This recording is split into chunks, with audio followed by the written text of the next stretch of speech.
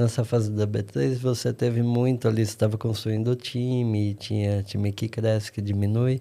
Você tinha a questão de ter o time próprio e contratar um time terceiro consultoria.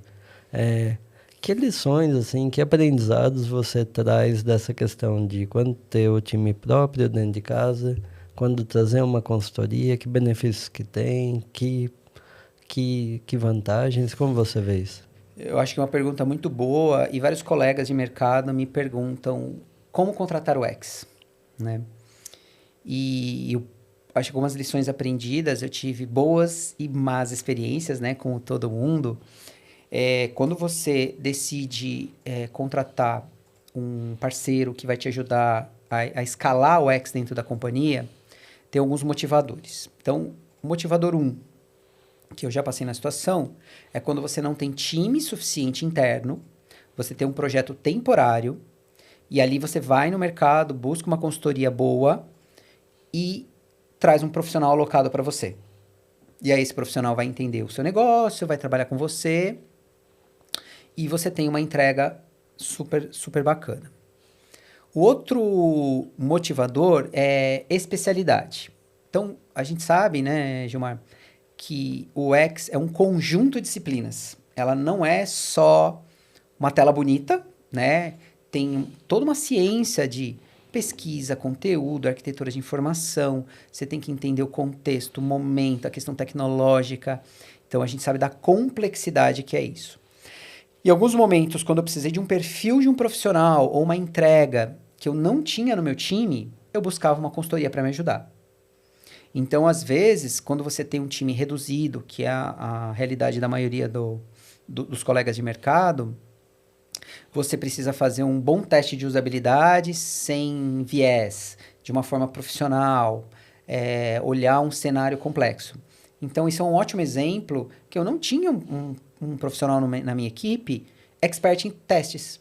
E aí eu fui no mercado, a gente olhou o mercado, trouxe boas pessoas e a gente contratou. Então, são basicamente esses dois motivadores: capacidade de execução, você precisa escalar o seu time, ou expertise, que é alguma expertise que você não tem.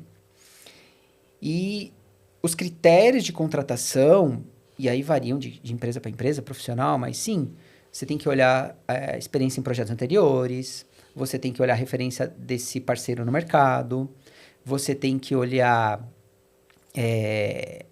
Lógico, precificação é importante, se está dentro ou fora do mercado.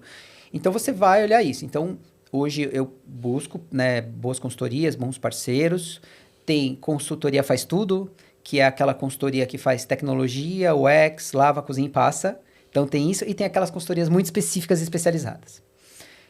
O que eu tenho visto hoje numa tendência de mercado, no mundo corporativo, é que as empresas de design de serviços estão se conectando cada vez mais com as empresas de tecnologia para ofertar um produto único, né, entre, a gente chama de end-to-end, né, o fim a fim. Então, isso é o que deixa o mercado mais confortável. Quando você tem um grau de maturidade em UX, você já sabe o que quer, aí você busca uma empresa específica para o seu trabalho. Muito legal. E foi lá no B3 que a gente se conheceu, né? A Tuia aplicou ali alguns testes de usabilidade, né? Foi quando a gente começou a se conhecer. Exatamente. Então, foi ali um trabalho bem bacana. A Tuia colaborou muito com o expertise, né, em testes.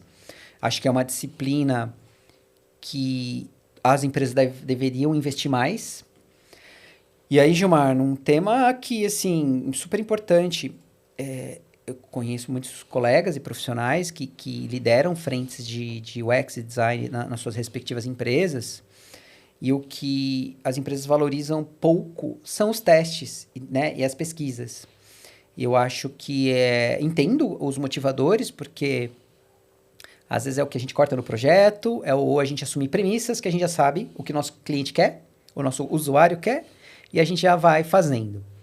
Mas acho que uma dica de ouro aqui é invista em pesquisa.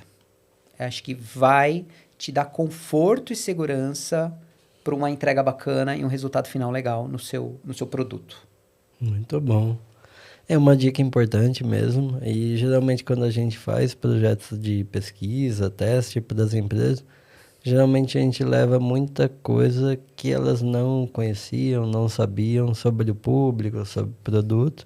Isso acaba fazendo diferença no final do dia ali, no resultado, no produto mesmo, né? Gostou desse corte? Clique aqui e assista o episódio completo. Se quiser assistir outro corte desse episódio, é só clicar aqui.